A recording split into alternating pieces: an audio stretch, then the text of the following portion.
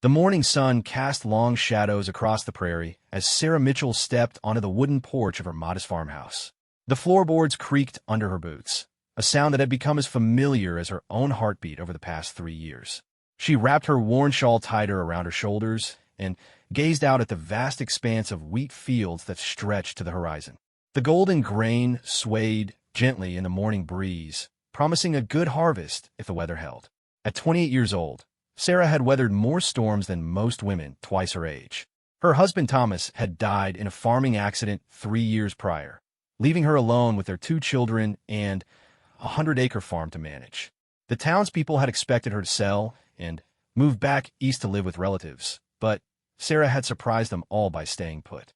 She had something to prove, not just to the community, but to herself.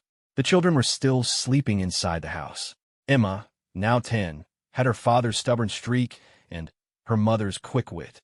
Little Jack, barely 7, possessed an infectious laugh that could brighten even Sarah's darkest days. They were her world, her reason for fighting against the harsh realities of frontier life.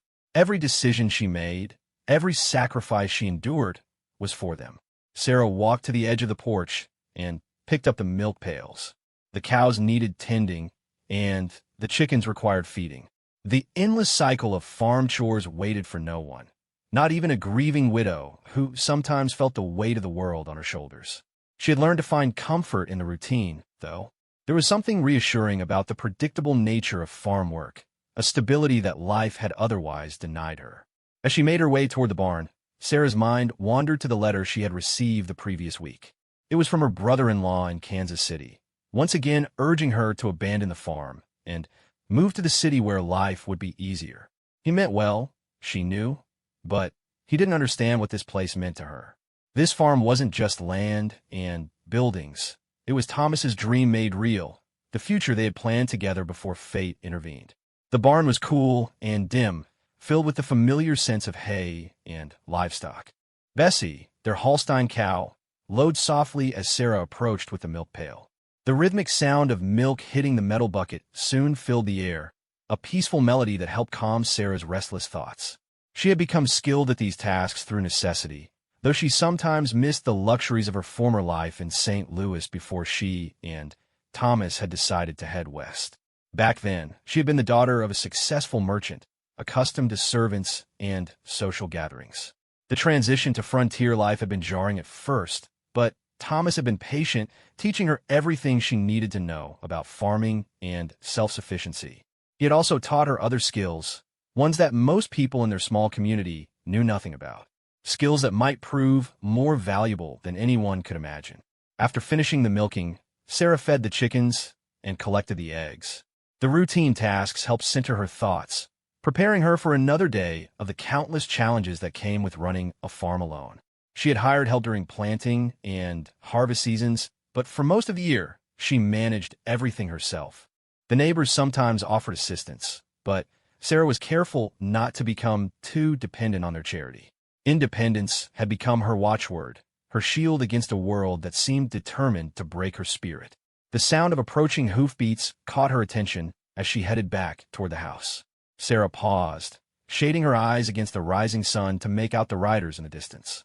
3 men on horseback were approaching at a steady pace, too early for a social call, and moving with too much purpose to be casual travelers. Something about their approach set off alarm bells in Sarah's mind, an instinct honed by years of uncertainty and vigilance. She set down the milk pail and egg basket on the porch steps and moved closer to the house, positioning herself near the door where she could retreat inside if necessary. The riders were closer now, and she could see they were rough-looking men with weapons visible on their persons. Their clothes were dusty and worn, their faces hard and unforgiving. These are not farmers or townspeople she recognized. The lead rider, a tall man with a scraggly beard and cold gray eyes, raised his hand as they approached the house. His companions flanked him on either side, their hands resting casually on their gun handles. Sarah felt her heart rate quicken, but she forced herself to remain calm and composed. She had faced difficult situations before and survived. This would be no different. "Morning, ma'am," the lead rider called out as they came to a stop about 20 feet from a porch. "Fine place you got here." "Mighty fine indeed." Sarah stood straighter, meeting his gaze without flinching. "Good morning. Can I help you gentlemen with something?" The man's smile was cold and predatory. "Oh, I reckon you can. Name's Wade Carson, and these are my associates, Pike and Dalton. We've been riding hard for days, and we're in need of supplies. Food, ammunition, maybe a place to rest up for a spell." "I'm sorry, but I don't have much to spare," Sarah replied, keeping her voice steady. "There's a town about 10 miles east where you can find what you need." Wade laughed, a harsh sound that made Sarah's skin crawl. "Now, that's not very neighborly of you, is it? Here we are, tired and hungry, and you're turning us away?" He leaned forward in his saddle, his eyes never leaving Sarah's face. "I think you could do better than that." The man called Pike, shorter and stockier than his leader, spat tobacco juice into the dirt. "Looks like she's got plenty here, Wade. Nice farm, good buildings, but there's all sorts of valuable things inside that house." Sarah's mind raced as she assessed the situation. These men were clearly outlaws, probably on the run from the law. They had come to her isolated farm because they thought she would be an easy target, a defenseless widow they could rob without resistance. What they didn't know was that Sarah Mitchell was far from defenseless. "I'll ask you to leave my property," she said firmly, taking a small step back toward the house. "You're not welcome here." Dalton, the third man, laughed. "Not welcome? Did you hear that, boys? The little lady says we're not welcome." He was young, probably not much older than 20, with the kind of cruel eyes that spoke of a life lived on the wrong side of the law. Wade held up his hand, and his companions fell silent. "Now, let's not be hasty. I'm sure we can work something out. You provide us with what we need, and we'll be on our way. No harm done. And if I refuse?" Sarah asked, though she already knew the answer. Wade's smile widened, revealing yellowed teeth. "Well, let's hope it doesn't come to that. Wouldn't want anything unfortunate to happen to such a pretty little thing, or to whatever family you might have hiding inside that house." The threat was clear, and Sarah felt a cold rage building inside her chest. These men thought they could intimidate her, threaten her children, and take whatever they wanted simply because she was alone and appeared vulnerable. They were about to learn how wrong they were. "There's no one else here," Sarah lied smoothly. "Just me." "Is that so?" Wade dismounted from his horse, followed by his two companions. "Well then, why don't we have a look around? Make sure you're telling the truth." The three men began walking toward the house, their intentions clear. Sarah backed up the porch steps, her hand moving toward the door handle. Every instinct told her to run inside and bar the door, but she knew that would only delay the inevitable. These men had come here to rob her, and they wouldn't be deterred by a locked door. As Wade placed his boot on the bottom porch step, Sarah made her decision. In one fluid motion, she spun around and darted through the front door. But instead of barring it behind her, she left it open and moved quickly through the house to the back room, where she kept her most precious possessions. Hidden beneath a loose floorboard was a wooden box that contained items from her past life. Things that Thomas had insisted she keep even though she had hoped never to need them again. Her fingers found the familiar weight of the Colt revolver, its metal cold and reassuring in her grip. Beside it lay her father's old army pistol and a small derringer that had been her mother's. But it was the other items in the box that would prove most valuable, items that most frontier women would never possess. Sarah heard heavy footsteps on the porch and knew the men were entering her home. She also heard Wade calling out, his voice echoing through the house as he searched for her. What he didn't know was that Sarah had positioned herself exactly where she wanted to be, in a room with multiple exits and clear lines of sight to anyone entering. Come out, little lady," Wade's voice taunted. "No point in hiding. We're going to find you anyway." Sarah checked the loads in her weapons and took a deep breath. These men had made a fatal mistake in choosing her farm to rob. They had assumed she was just another helpless widow, someone they could victimize without consequence. What they didn't know was that before she had married Thomas and moved to the frontier, Sarah had received training that few women of her era possessed. Her father hadn't just been a successful merchant. He had been a Union officer during the war, and he had insisted that his daughter learn to protect herself in a dangerous world. Sarah had spent years learning not just how to shoot, but how to fight, how to survive, and how to think tactically under pressure. Those skills had lain dormant during her years of peaceful married life, but they had never been forgotten. The footsteps were getting closer, and Sarah could hear the men talking as they searched the house. They were taking their time, probably looking for valuables to steal while they hunted for her. That was their second mistake. By spreading out through the house, they had given up their numerical advantage and made themselves vulnerable to someone who knew the terrain. Sarah heard Emma's voice from upstairs, a small cry of fear as the child was awakened by the intrusion. The sound sent a spike of protective fury through Sarah's chest. These men had crossed a line by entering her home and frightening her children. Now it wasn't just about defending her property. It was about protecting her family. Well, what do we have here? Pike's voice drifted down from upstairs. Looks like Mama wasn't being entirely truthful about being alone. Wade's laughter echoed through the house. Bring them down here, Pike. Let's have a family reunion. Sarah's jaw tightened as she heard her children's frightened voices. Emma was trying to be brave, but Sarah could hear the fear in her daughter's tone. Little Jack was crying, confused and scared by the sudden intrusion of strangers into his safe world. The time for hiding was over. These outlaws had made their choice when they entered her home and threatened her children. Now Sarah would show them the consequences of that decision. She checked her weapons one final time and prepared to remind these men that some prey fights back. As footsteps approached her hiding spot, Sarah took a deep breath and summoned all the training her father had drilled into her years ago. The frightened widow they expected to find was gone, replaced by someone far more dangerous than they could imagine. The outlaws had come to her farm expecting an easy target, but they were about to discover that they had chosen the wrong woman to threaten. The confrontation was about to begin, and Sarah was ready. The first shot rang out just as Pike reached the bottom of the stairs, dragging a terrified Emma by the arm, while little Jack clung to his sister's nightgown. The bullet caught Pike in the shoulder, spinning him around and sending him crashing into the wooden banister. His grip on Emma loosened, and the girl broke free, pulling her brother toward the kitchen as Sarah had taught her to do in case of emergencies. Wade Carson whirled around, his hand going for his gun as he tried to locate the source of the gunfire. "What the hell?" he shouted, his eyes scanning the dim interior of the farmhouse. "Where are you, woman?" Sarah stepped out from behind the doorway where she had been concealed, her Colt revolver steady in her hands. The weapon felt familiar and comfortable, like an old friend returning after a long absence. Her stance was perfect, her aim unwavering, and her expression was as cold as winter steel. "Right here," she said quietly. Wade's eyes widened as he took in the transformation before him. Gone was the frightened widow he had expected to terrorize. In her place stood a woman who moved with the confidence of someone comfortable with violence, someone who clearly knew how to handle the weapon in her hands. The way she held the gun, the way she positioned her body, even the calm expression on her face all spoke of training and experience. "Now hold on there, lady," Wade said, his voice suddenly, less confident than it had been moments before.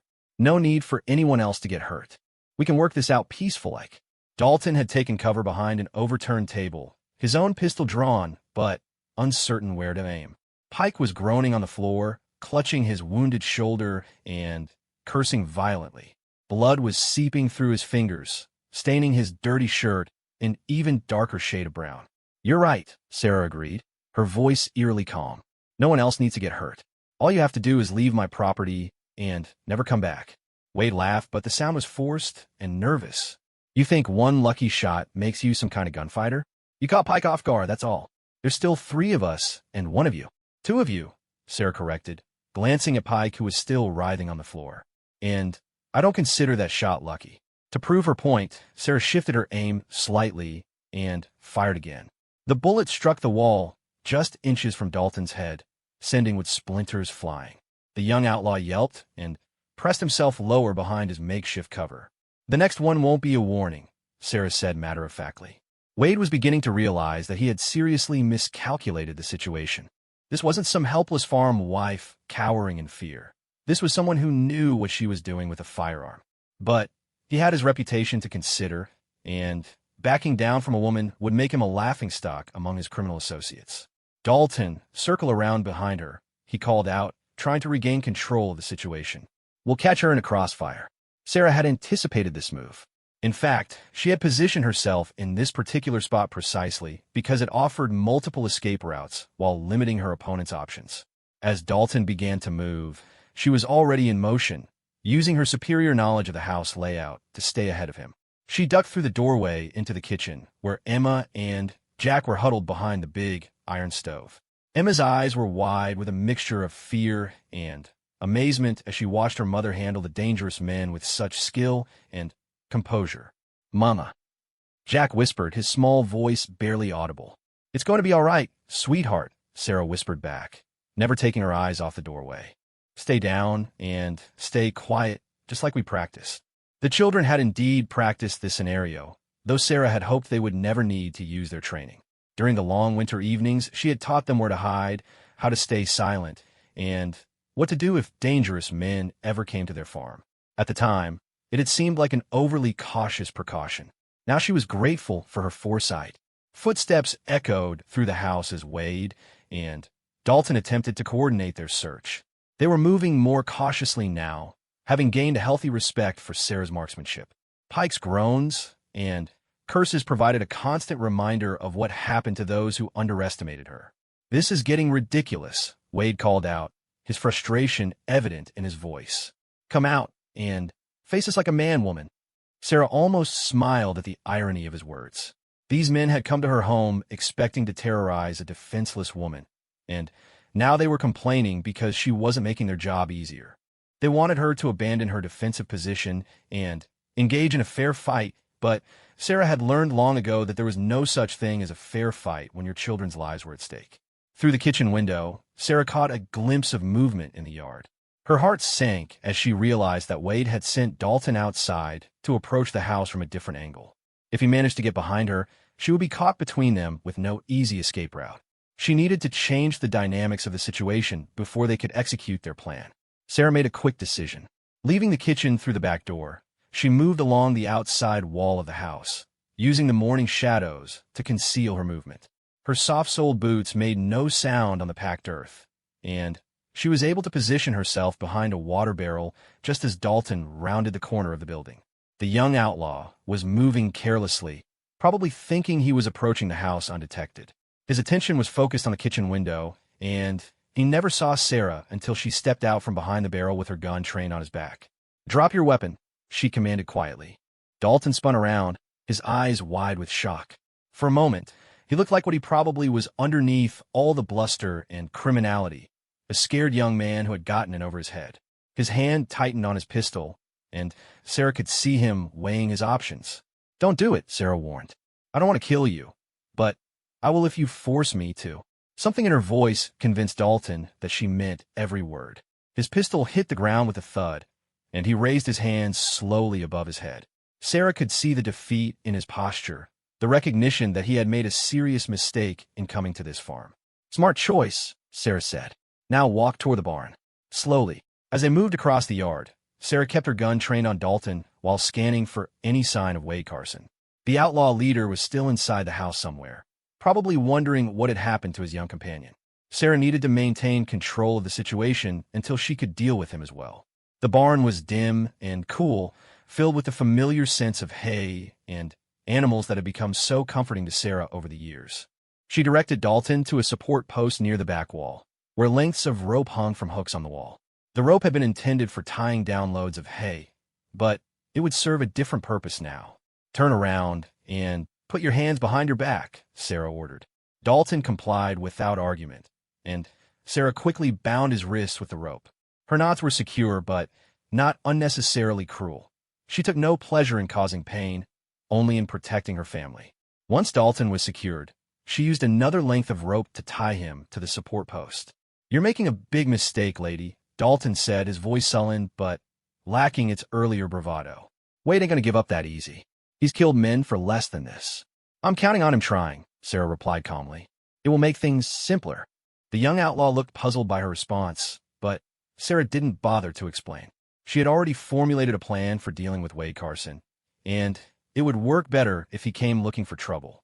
Men like Wade operated on intimidation and the assumption that their targets would be too frightened to fight back effectively. That assumption would be his downfall. Sarah left Dalton tied up in the barn and made her way back toward the house. She could hear Wade calling out, his voice growing more agitated as he searched for his missing companions. He had probably discovered Pike's worsening condition and was beginning to realize that his simple robbery had turned into something far more complicated. As she approached the house, Sarah took stock of her situation. She had neutralized two of the three outlaws, but Wade Carson remained the most dangerous. He was the leader, the one with the most experience in violence and intimidation. He was also the one most likely to harm her children if he managed to gain the upper hand.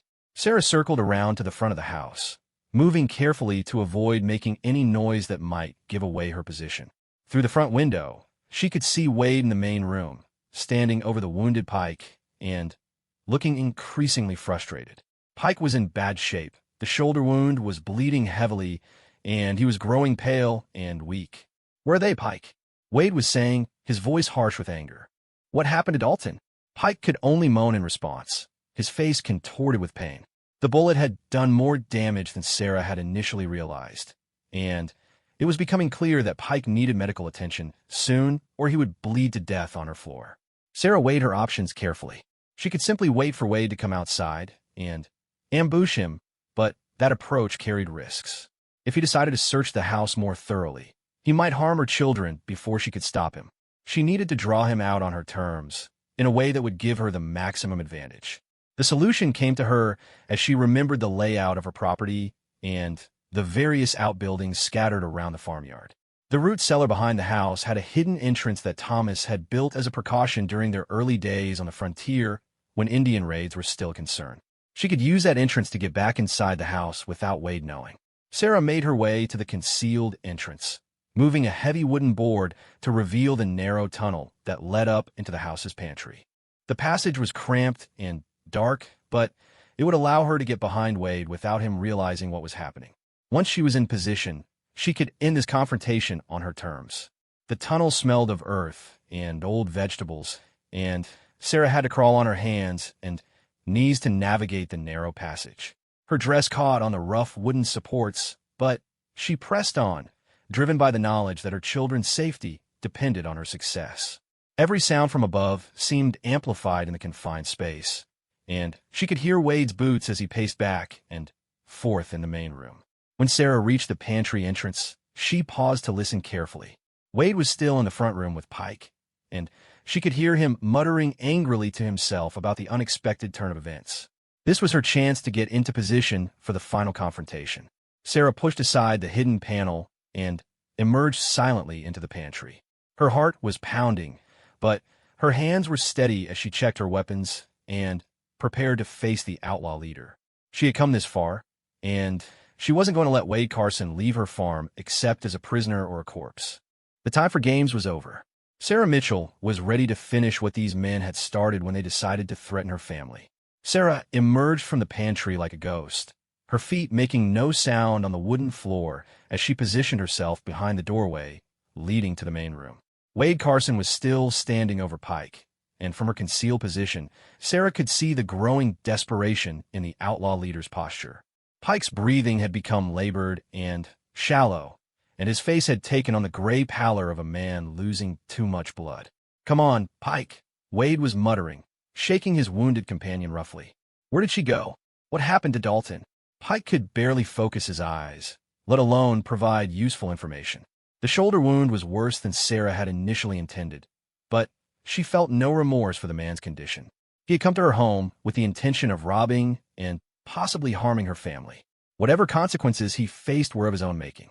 Wade straightened up and began pacing again, his hand never straying far from his gun handle. Sarah could see the wheels turning in his mind as he tried to figure out how a simple robbery had gone so wrong so quickly. She had the advantage now, but she needed to be careful. Cornered animals were often the most dangerous. "I know you're in here somewhere," Wade called out loudly, his voice echoing through the house.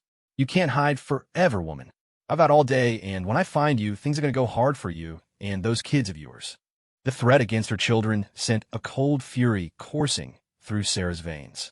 She had given this man multiple opportunities to leave peacefully, and he had chosen to escalate the situation at every turn.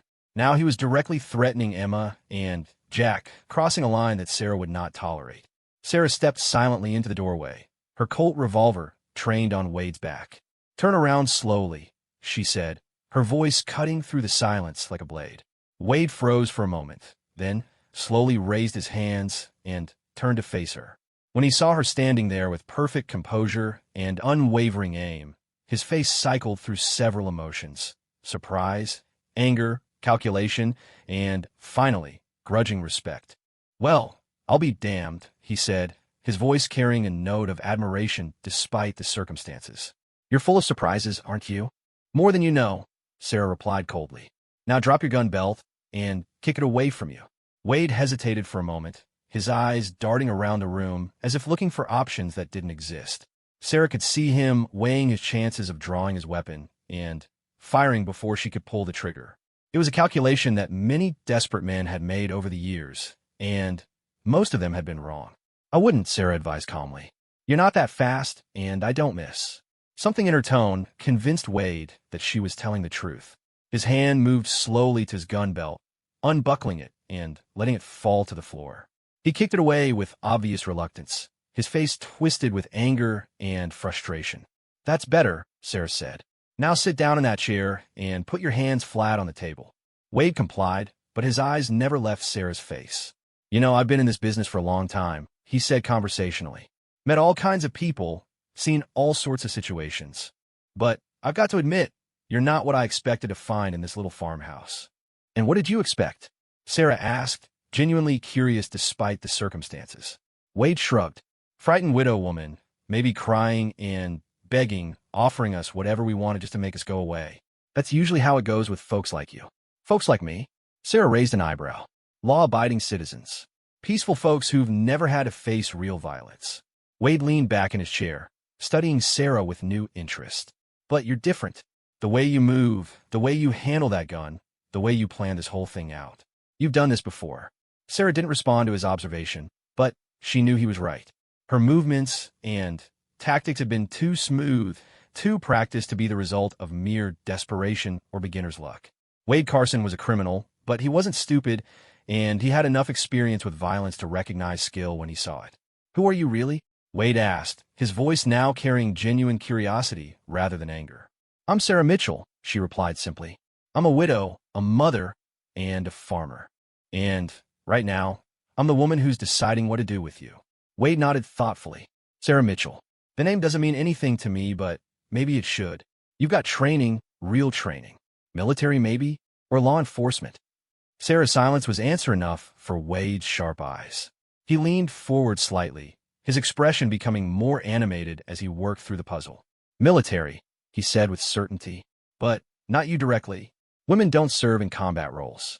But you learned from someone who did. Family member maybe? Father? Husband?" "My father," Sarah said finally, seeing no harm in confirming what Wade had already figured out. "Colonel James Harrison, Union Army. He believed his daughter should know how to defend herself in a dangerous world." Wade whistled softly. "Colonel Harrison. Now that name I do recognize. Fought at Shiloh and Gettysburg, if I'm not mistaken. Heard he was a tough old bird who didn't take prisoners when it came to training his men." Sarah felt a stab of pride at the recognition in Wade's voice. Her father had indeed been a formidable soldier and an even more demanding teacher. The skills he had taught her during those long afternoons behind their St. Louis home had seemed almost like a game at the time. Now they had saved her life and protected her children. "He taught you well," Wade continued. "Better than I would have thought possible for a woman. No offense intended." "None taken," Sarah replied dryly. "Though I think Pike might disagree with your assessment." Wade glanced at his wounded companion, who had lost consciousness from blood loss. "Pike's always been too eager, too careless. Makes mistakes that get him and other people hurt. This time his carelessness got him shot by someone who actually knew what they were doing." "And Dalton?" Sarah asked. Wade shrugged. "Young and stupid, but he's got potential if he lives long enough to learn from his mistakes. I'm guessing you've got him tied up somewhere, since I don't hear him raising a fuss." "He's secure," Sarah confirmed. "And he'll stay that way until the sheriff arrives." Wade's expression darkened at the mention of law enforcement. "You've sent for the sheriff?" "Not yet," Sarah admitted. "But I will as soon as I figure out what to do with you and your friends." "What to do with us?" Wade laughed, but the sound held no humor. "That's simple enough. You turn us over to the law, we get hanged or sent to prison, and you go back to your peaceful little life. End of story." Sarah studied Wade's face carefully. There was something in his expression that suggested he wasn't telling her everything, some piece of information that he thought might change the situation to his advantage. "Except," she prompted. Wade smiled, and for the first time since their confrontation had begun, it seemed genuine rather than predatory. Except that turning us in might cause you more problems than you bargained for. See, we weren't just passing through your area by accident. We're being hunted, and the men doing the hunting aren't the kind you want to attract to your little farm. Sarah felt a chill run down her spine. What kind of men? The kind that shoot first and ask questions later. The kind that don't much care about innocent bystanders getting caught in the crossfire. Wade leaned forward, his voice dropping to a more serious tone. We robbed a Union Pacific train 3 days ago, got away with a strongbox full of Army payroll money. The railroad brought in Pinkerton men to track us down, and those boys don't give up easy. Sarah's mind raced as she processed this information. Pinkerton detectives were indeed relentless in their pursuit of criminals, and they had a reputation for using whatever methods they deemed necessary to complete their missions. If they were tracking Wade and his gang, they might well show up at her farm, and they wouldn't necessarily be gentle with anyone they found there. So you see, Wade continued, turning us in might just be trading one set of problems for another. Those Pinkerton men find out we were here, they're going to want to know all about you and your family. Might decide you were helping us, or that you know something about where we hid the money. Do I? Sarah asked pointedly. Know where you hid the money. Wade grinned. Now that would be telling, wouldn't it? But I will say this, you've got good instincts and better training. If you were to throw in with us instead of against us, we could all come out of this situation a lot better than we went into it. Sarah stared at him in amazement. Are you actually trying to recruit me? Why not? You've already proven you can handle yourself in a fight, and God knows we could use someone with your skills. Pike's more liability than asset most of the time, and Dalton's still learning. But you'd be a real partner, someone who could help us plan jobs and execute them without all the amateur mistakes that usually get people caught or killed. The proposal was so outrageous that Sarah almost laughed. Here was a man who had come to rob her, threatened her children, and turned her peaceful morning into a violent confrontation, and he was now suggesting that she join his criminal enterprise. The audacity of it was almost impressive. You're insane, she said flatly. Wade shrugged. Maybe, but I'm also practical. You've got skills that are being wasted on this little farm. You could be making real money, seeing real excitement, instead of scratching out a living from dirt and livestock. I have children to think about, Sarah reminded him. Bring them along. Lots of outlaws have families. We take care of our own, and kids adapt faster than adults anyway. Your boy and girl could grow up free, not tied down to some patch of ground that barely keeps food on the table. Sarah felt her anger rising again. You want me to turn my children into criminals? I want you to give them options, Wade replied earnestly. Out here on the frontier, people make their own rules anyway. Might as well make rules that put money in your pocket instead of leaving you scraping by on whatever the weather and the market decide to give you. The conversation was taking a surreal turn, and Sarah realized that Wade Carson was completely serious about his offer. In his mind, he was presenting her with a legitimate business opportunity, a chance to improve her circumstances through joining his outlaw band. The fact that she had defeated him and his men in combat had apparently earned his respect to the point where he saw her as a potential equal rather than a victim. Think about it, Wade continued. What kind of future does this farm really offer your kids? Hard work, uncertain harvests, isolation? With us, they could see the world, learn skills that would serve them anywhere, and never have to worry about going hungry. Sarah listened to his sales pitch with growing amazement. Wade Carson was trying to convince her to abandon her entire way of life and embrace criminality as if it were a career change rather than a moral transformation. The truly disturbing part was that he seemed to genuinely believe his own arguments. You're forgetting something important, Sarah said finally. What's that? I'm one of those law-abiding citizens you mentioned earlier. I don't rob trains or terrorize innocent people. I build things instead of tearing them down. Wade's expression became more serious. That's admirable, it really is. But building things requires resources, and resources require money. How much money are you really making from this farm? How secure is your future, really? The questions hit closer to home than Sarah wanted to admit. The farm was barely profitable, and she did worry constantly about her family's financial security. But that didn't mean she was ready to abandon her principles and become a criminal. There are other ways to make money, she said. Are there? Wade challenged. Out here? For a woman alone, with 2 children? You could remarry, I suppose, but then you'd be giving up your independence to some man who might not treat you or your kids right. You could sell the farm and move to the city, but what skills do you have that would support a family there? Sarah had to admit that Wade was painting an accurate picture of her limited options. Life on the frontier was hard for everyone, but it was especially difficult for women trying to raise families alone. Still, the solution he was proposing was unthinkable. I appreciate the offer, she said with heavy irony, but I think I'll stick with farming. Wade sighed and leaned back in his chair. I figured you'd say that. Too bad, really. You would have made a hell of a partner. But you're not going to give up easily, are you? Sarah asked, reading something in his expression. Wade's smile returned, cold and calculating. Give up? Lady, I haven't even gotten started yet. The threat in Wade's voice was unmistakable, but before Sarah could respond, the sound of approaching hoofbeats echoed across the prairie. Multiple riders were coming fast, and from the disciplined way they moved, Sarah knew these weren't more outlaws. Wade's face went pale as he recognized the implications of the sound. Pinkerton men, he whispered, his earlier bravado evaporating instantly. They found us. Sarah moved quickly to the window, keeping her gun trained on Wade while peering out at the approaching riders. 6 men in dark suits and bowler hats were riding hard toward the farm, their horses kicking up clouds of dust in the morning sun. They moved with military precision, and Sarah could see the glint of weapons in their hands. This complicates things, she muttered, her mind racing as she tried to figure out how to handle this new development. Wade leaned forward urgently. Listen to me, lady. Those men out there don't care about your innocence or your children's safety. They're here to recover that army payroll, and they'll tear this place apart and everyone in it to get answers. Your best chance is to let me handle this. Handle it how? Sarah demanded, not taking her eyes off the approaching riders. Let me go. Tell them we forced you to help us, that you were too scared to resist. They'll believe that story easier than the truth, and it might keep you and your kids alive. Sarah considered the proposal for a split second, then shook her head. I don't make deals with criminals, and I don't lie to law enforcement. Then, you're about to get your whole family killed for the sake of principle, Wade said harshly. Those Pinkerton men have been tracking us for 3 days through some of the roughest country in the territory.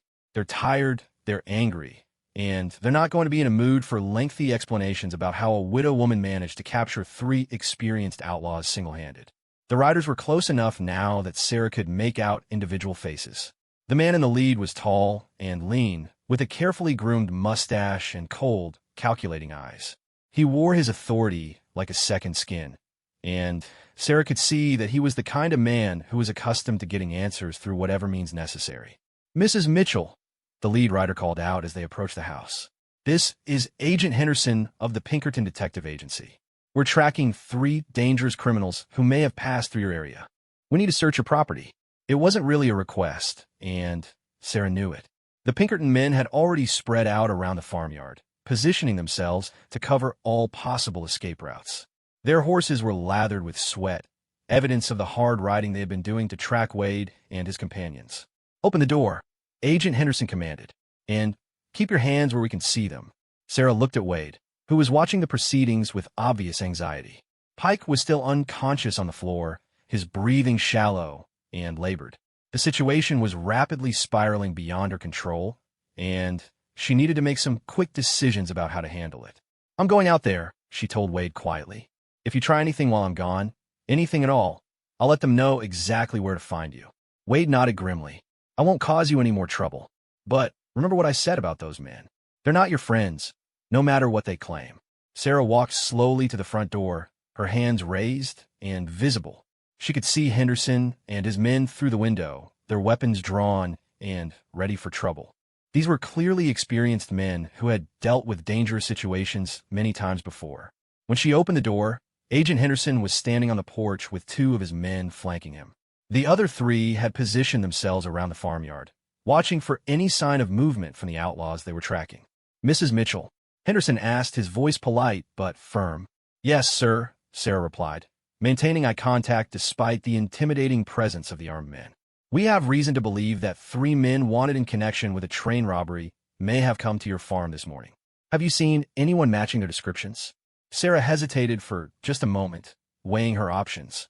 She could tell the truth and risk the complications that Wade had warned her about, or she could try to handle the situation herself and avoid involving the Pinkerton men in what had become a very personal matter.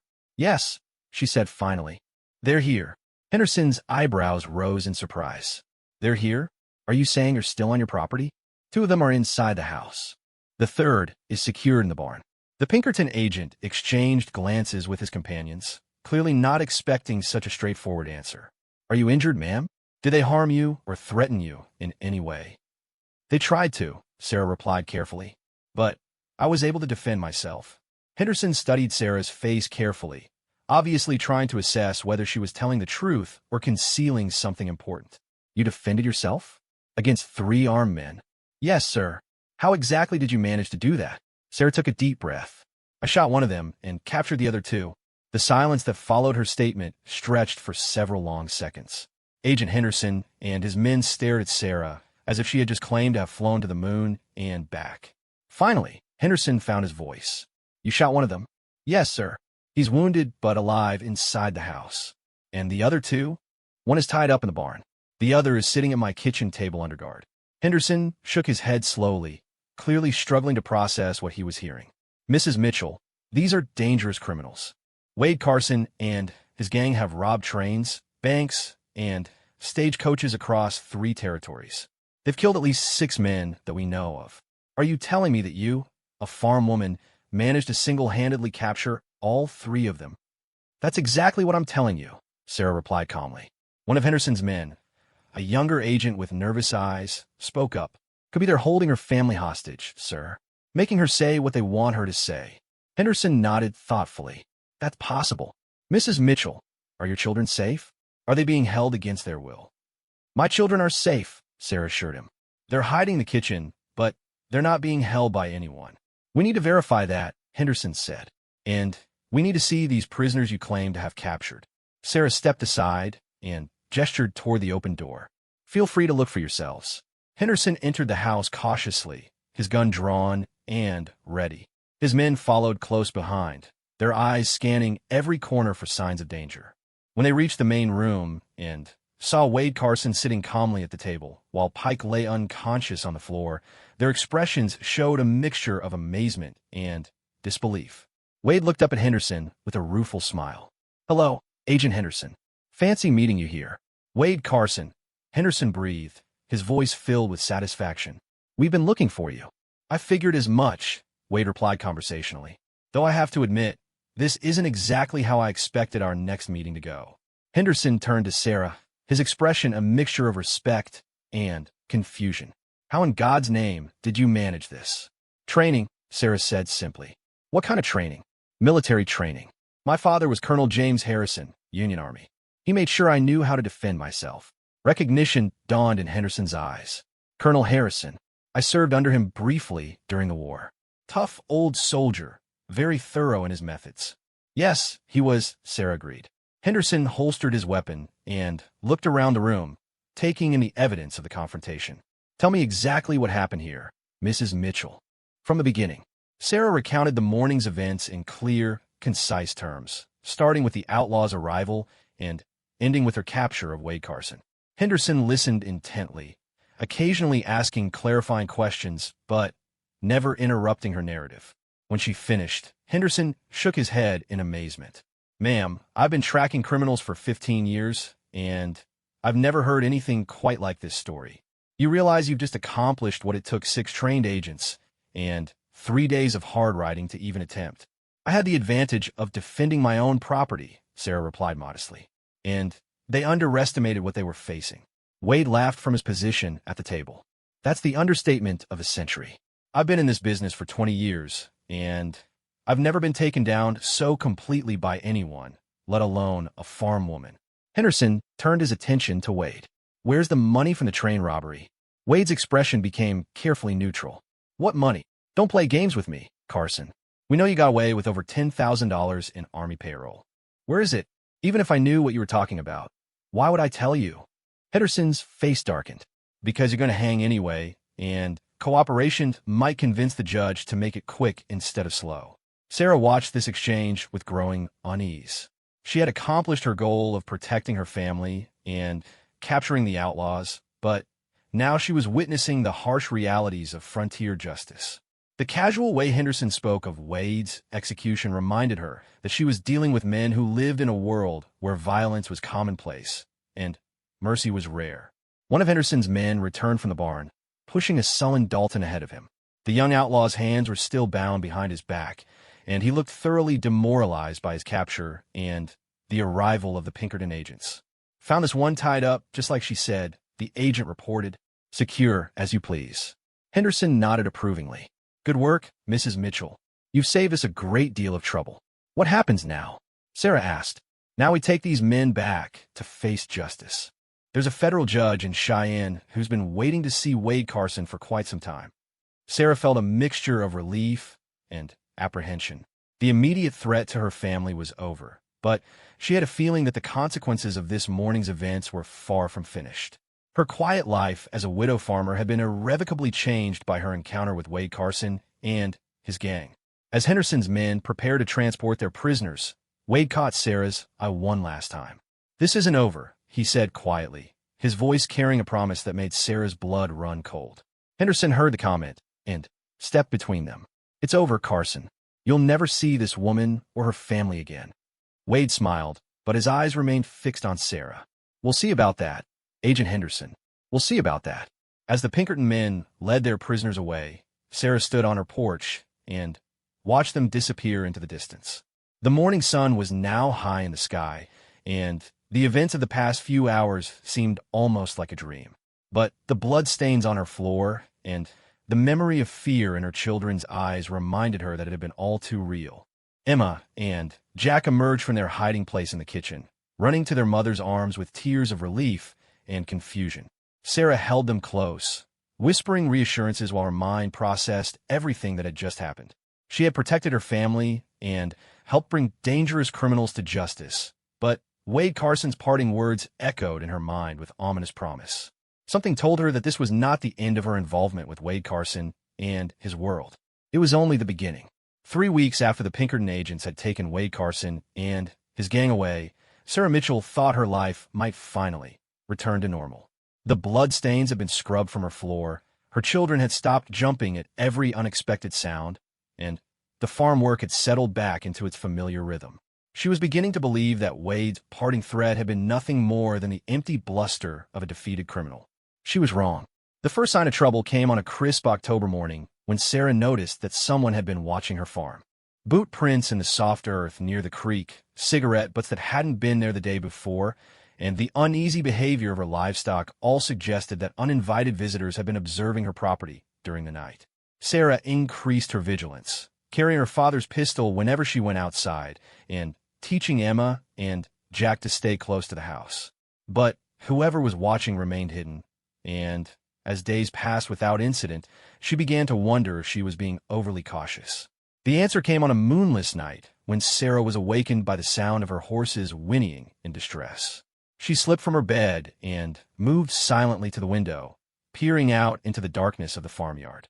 At first, she saw nothing unusual, but then a shadow moved near the barn, too large and purposeful to be an animal. Sarah dressed quickly and quietly, checking her weapons before making her way downstairs. She had learned during her confrontation with Wade's gang that preparation and positioning were crucial in any conflict, and she wasn't going to be caught off guard again. As she approached the kitchen window, Sarah saw them clearly for the first time. 4 men were moving stealthily around her property, and even in the darkness, she could tell they were not local farmers or traveling cowboys.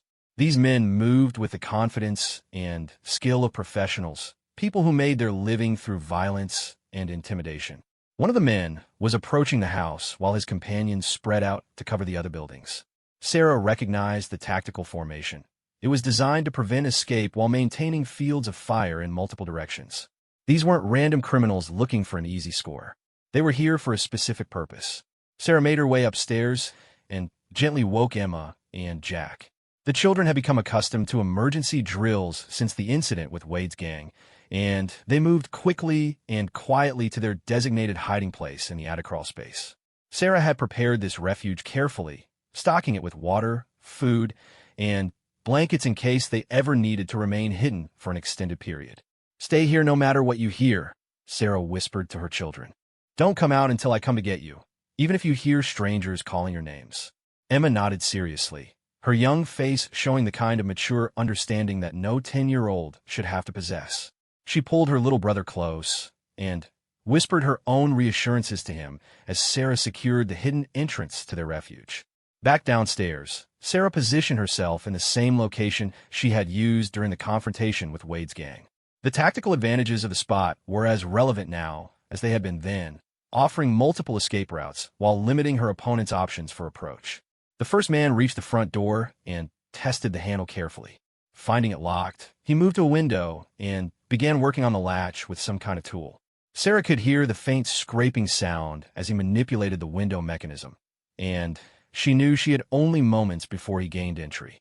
Instead of waiting for the intruders to come to her, Sarah decided to take the initiative. She slipped out the back door and circled around the house, using the shadows and her knowledge of the terrain to approach the front intruder from behind. The man was so focused on his work with the window that he never heard Sarah approaching. When she pressed the barrel of her pistol against the back of his neck, he froze instantly. "Don't move," she whispered.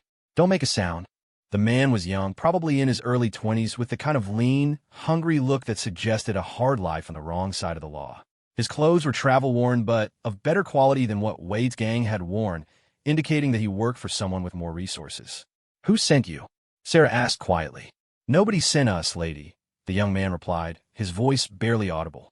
"We're just looking for a place to rest for the night."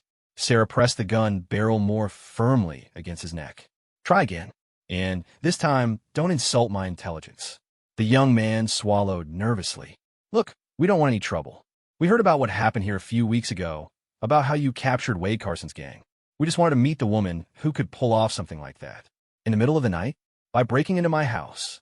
We figured you might not be real, welcoming to strangers during daylight hours. Can't say I blame you for that." Sarah considered his explanation and found it lacking. "Who are you working for?" Before the young man could answer, one of his companions appeared around the corner of the house. When he saw Sarah holding a gun on his partner, he started to reach for his own weapon. "I wouldn't," Sarah said calmly, shifting her aim toward the newcomer. "Your friend here was just explaining why you're trespassing on my property in the middle of the night." The second man raised his hand slowly. He was older than his companion, with gray streaking his beard and the kind of weathered face that spoke of years spent outdoors. His eyes held a calculating intelligence that suggested he was the leader of this group. "Mrs. Mitchell," he said politely, "my name is Frank Morrison. I apologize for the unconventional nature of our visit, but we have some business to discuss with you that couldn't wait for a more appropriate time." "What kind of business?" Morrison smiled, but the expression didn't reach his eyes. "The kind that involves Wade Carson and the location of a certain strongbox that went missing during a recent train robbery." Sarah felt her heart sink as she realized what was happening. Wade had somehow managed to get word out about the hidden army payroll, and now other criminals were coming to her farm looking for information about its location. "I don't know anything about a strongbox," Sarah said firmly. "Oh, I think you do," Morrison replied. "You see, Mrs. Mitchell, Wade Carson is a very resourceful man, even when he's sitting in a jail cell waiting for trial. He has friends and associates throughout this territory, people who are very interested in recovering that missing army payroll. The Pinkerton agents searched my property thoroughly after they arrested Carson and his men," Sarah said. "If there was any stolen money here, they would have found it." Morrison shook his head. "The Pinkerton men were looking in the obvious places. But Wade is smarter than that. He would have hidden the money somewhere that only he could find it, somewhere that wouldn't be obvious to law enforcement. Then, why are you here?" "Because Wade claims he told you where the money is hidden before the Pinkerton agents arrived. He says you're the only person who knows its location." Sarah stared at Morrison in amazement. "That's completely untrue. Wade Carson never told me anything about hidden money." "Maybe not directly," Morrison agreed. "But he might have dropped hints, mentioned landmarks, or said things that seemed meaningless at the time, but actually contained coded information about the money's location. I'm telling you, he said nothing about any hidden money." Morrison's expression hardened. "Mrs. Mitchell, there's $10,000 in Army payroll sitting somewhere on or near your property. That's enough money to set up a dozen men for life, and there are people who will go to considerable lengths to recover it. Now, you can cooperate with us voluntarily, or we can search this place ourselves and take our time about it." The threat was clear, and Sarah realized that her situation had just become far more dangerous than her original confrontation with Wade's gang. These men weren't desperate outlaws acting on impulse. They were organized criminals with a specific goal and the resources to achieve it. "I have children in this house," Sarah said quietly. "We know," Morrison replied, "and we have no desire to involve them in this business. Cooperate with us, help us find what we're looking for, and your family won't be harmed." Sarah weighed her options carefully. She could try to fight 4 armed men, but the odds were not in her favor. She could attempt to stall for time and hope that someone would come to investigate, but her farm was isolated, and it might be days before anyone noticed something was wrong. "What exactly do you want me to do?" she asked finally. Morrison smiled, sensing victory. "Tell us everything Wade Carson said to you during the time he was here. Every conversation, every comment, every seemingly casual remark. Between the 4 of us, we should be able to figure out what he meant." Sarah nodded reluctantly. "All right, but we do this inside where it's warm, and I want your word that my children won't be harmed." "You have it," Morrison agreed. As they moved toward the house, Sarah's mind was racing. She was buying time, but she needed more than time. She needed a plan. Wade Carson had indeed said things during his capture that might be interpreted as clues to hidden treasure, but Sarah suspected that any such clues were deliberate misdirection rather than genuine information. More importantly, she was beginning to understand that Wade's parting threat hadn't been empty bluster. He had planned this entire scenario, using his knowledge of criminal networks to ensure that pressure would be brought to bear on Sarah, even while he sat safely in jail. It was an elaborate revenge scheme designed to make her pay for his humiliation. Inside the house, Morrison and his men made themselves comfortable while Sarah prepared coffee and tried to organize her thoughts.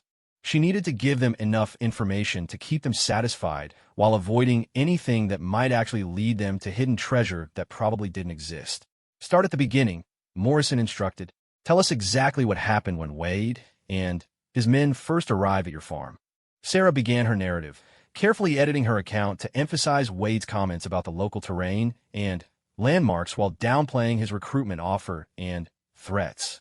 She watched Morrison and his men carefully as she spoke, noting how they reacted to different pieces of information. As the night wore on, Sarah realized that these men were genuinely convinced that a fortune in stolen money was hidden somewhere on her property. They questioned her about every detail of her conversations with Wade, asking her to repeat certain passages and clarify ambiguous statements. He mentioned the creek several times. One of Morrison's men noted. Said something about water running toward money. Morrison nodded thoughtfully. That could be significant. Wade's always been fond of hiding things near water sources. Sarah listened to their speculation with growing concern. Even though she knew there was no hidden treasure, these men were becoming more convinced with each passing hour that they were close to a major discovery. Their increasing excitement was making them less careful and more dangerous. As dawn approached, Sarah knew she was running out of time. Morrison and his men were preparing to begin a systematic search of her property, and they clearly had no intention of leaving empty-handed. She needed to find a way to protect her children and herself while dealing with criminals who were becoming increasingly desperate and unpredictable. The confrontation that was coming would test all of her skills and training, but this time the stakes were higher than they had ever been before. This wasn't just about defending her property. It was about protecting her family from men who had nothing left to lose and everything to gain from finding a treasure that existed only in Wade Carson's twisted imagination. Sarah Mitchell had thought her ordeal was over when the Pinkerton agents had taken Wade Carson away. Now she was beginning to understand that it had only just begun, and the worst was yet to come.